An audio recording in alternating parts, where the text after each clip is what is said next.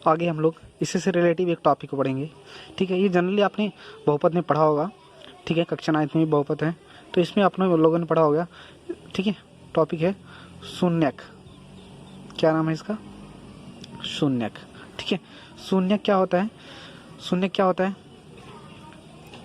कि शून्यक ऐसे लिखें, वह मान।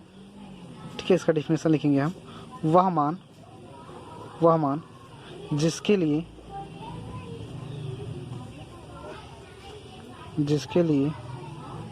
ठीक है बहुपद का मान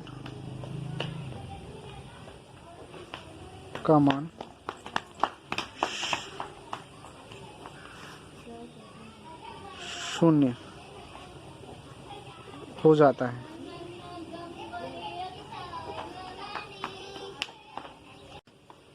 तो शून्य क्या होता है? वह मान जिसके लिए बहुपद का मान क्या हो जाता है? शून्य हो जाता है, उसे क्या कहते हैं? शून्य कहते हैं। ठीक है, जैसे एग्जाम्पल के लिए हम लेते हैं, एग्जाम्पल के लिए मैंने एक बहुपद लिया। ठीक है, अभी मैं यहाँ पे बहुपद की बात करता हूँ क्योंकि आपको पता है कि द्विघात समीकरण पढ़ना और द्विघात समीकरण में बहुपद होते हैं, इसलिए मैं बहुपद के बारे में बात कर रहा हूँ। जैसे px एक, ठीक है, एक बहुपद है, उस क्या है, मान लेते ये कितना है 5x², कुछ भी मान लेते हैं 5x² 6x प्लस कितना 7 = 0 है। तो मान लेते हैं कि x, अभी हम सॉल्व करके नहीं देख रहे हैं, केवल मान ले रहे हैं कि x = 2 पर क्या है, इस बहुपद का मान क्या है? शून्य है। इस बहुपद का मान क्या हो जाता है? शून्य हो जाता है। ठीक है, ठीक है, या x = कितना 3 पर इस बहुपद का मान क्या हो जाता है? शून्य हो जाता है। तो यही दोनों मान क्या होंगे, यानी 2 और 3, यही x के दो मान क्या होंगे? इस पूरे पॉलिनोमियल्स के क्या कहलाएंगे? शून्य कहलाएंगे। ठीक है ना, यानी शून्य को आप सीधे भाषा में कह सकते हो, यानी जिस मान पर कोई बहुपद क्या हो जाए? शून्य हो जाए। यानी जिस मान पर कोई बहुपद क्या हो जाए? शून्य हो जाए, उस मान को, उस बहुपद का क्या बोलते हैं? शून्यक बोलते हैं। ठीक है ना, उस मान को, उस बहुपद का क्या बोलते हैं? शून्यक बोलते हैं। जैसे इस बहुपद का शून्यक क्या है? 2 और 3 है। क्यों? क्योंकि 2 और 3 रखने पर, इस बहुपद में अगर 2 और 3 वैल्यू रखते हैं तो ये बहुपद क्या हो जाता है? शून्य हो जाता है। उम्मीद करता हूँ आपको समझ में आया होगा। आगे पढ़ते हैं। तो हम लोग जैसे क्या यहाँ पे द्विघात समीकरण पढ़ने वाले हैं, तो द्विघात समीकरण में क्या होते हैं? वो भी तो एक बहुपद होता है। ठीक है, यानी ऐसा बहुपद जिसका अधिकतम घात कितना होता है? 2 होता है। x² प्लस कितना 6x प्लस कितना 4 = 0। यहाँ पे देखिए ये बहुपद है कि नहीं है, तो इसका अधिकतम घात कितना 2 है, तो ये कौन सा समीकरण होगा? ठीक है, अरे ये बहुपद है, ये = कितना 0 के बराबर, तो ये समीकरण है ना, तो ये अधिकतम घात 2 है, तो इसलिए इसको हम क्या बोलेंगे? द्विघात समीकरण बोलेंगे। क्या बोलेंगे? यानी ऐसा समीकरण जिसका अधिकतम घात कितना 2, तो द्विघात समीकरण हो गया। ठीक है ना, तो द्विघात समीकरण में भी अगर हम शून्यक निकालेंगे, द्विघात समीकरण के भी जो शून्यक होते हैं, ठीक है, उसको जनरली द्विघात समीकरण के जो शून्य होते हैं उसको जनरली हम लोग क्या बोलते हैं? मूल बोलते हैं। क्या बोलते हैं? मूल। ठीक है, एक नया नाम आ गया, मूल। ठीक है, यानी शून्यक कहो चाहे क्या बोलो, मूल बोलो। ठीक है, यानी किसी भी बहुपद के शून्य को आप मूल कह सकते हो। ठीक है, किसी भी बहुपद के शून्य को आप मूल कह सकते हो।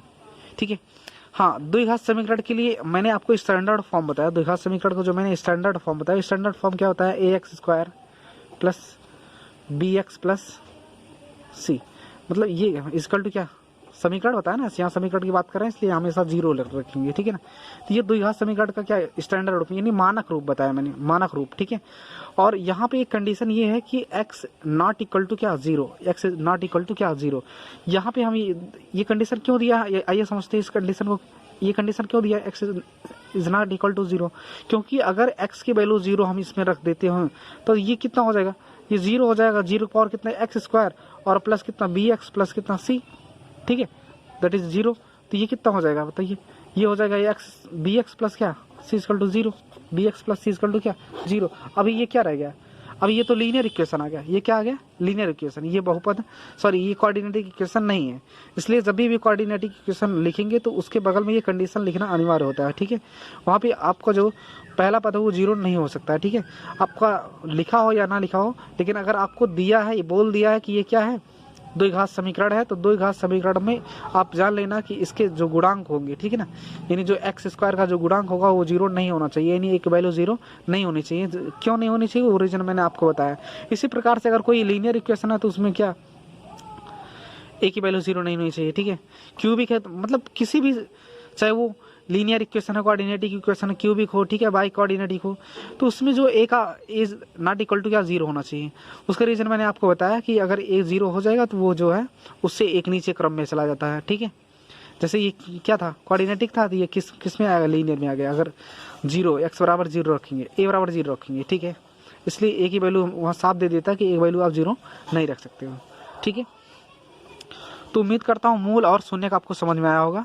एक बार समराइज कर लेते हैं हम लोगों ने कितना पढ़ा, ठीक है। तो आइए देखते हैं इसमें हम लोगों ने कहाँ से स्टार्ट किया, पॉलिनोमियल से।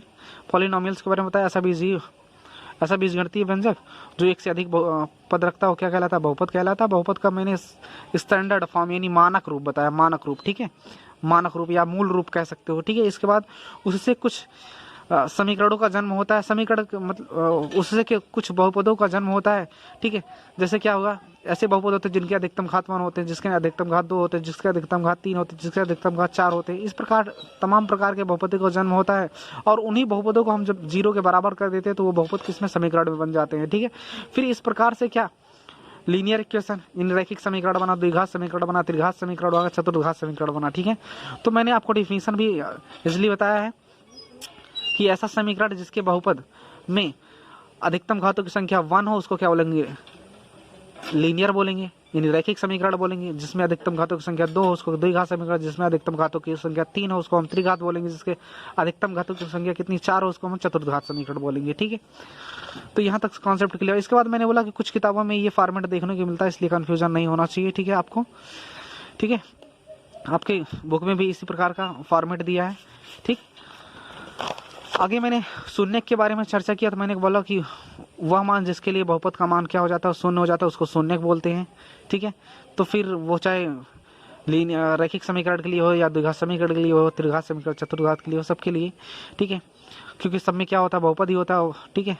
और इसका मतलब है कि सब में क्या होते हैं, शून्य को उपस्थित होंगे। यहाँ द्विघात समीकरण पढ़ रहे थे इसलिए द्विघात समीकरण के बारे में थोड़ी चर्चा की, स्टैंडर्ड फॉर्म उसका लिखा, और ठीक है। और मैंने एक नई चीज़ बताई कि शून्य को मूल भी बोल सकते हैं, ठीक है, क्योंकि आगे हम द्विघात समीकरण के संदर्भ में मूल ही पढ़ने वाले हैं, ठीक है। फिर नॉट इक्वल टू 0 कैसे क्यों लिखा जाता है, ठीक है, कि एक वैल्यू 0 क्यों नहीं हो सकती, वो चीज़ आपको समझ में आ गई होगी। उम्मीद करता हूँ आपने वीडियो अच्छे से देखा होगा और अच्छे से आपको समझ में आया होगा। धन्यवाद।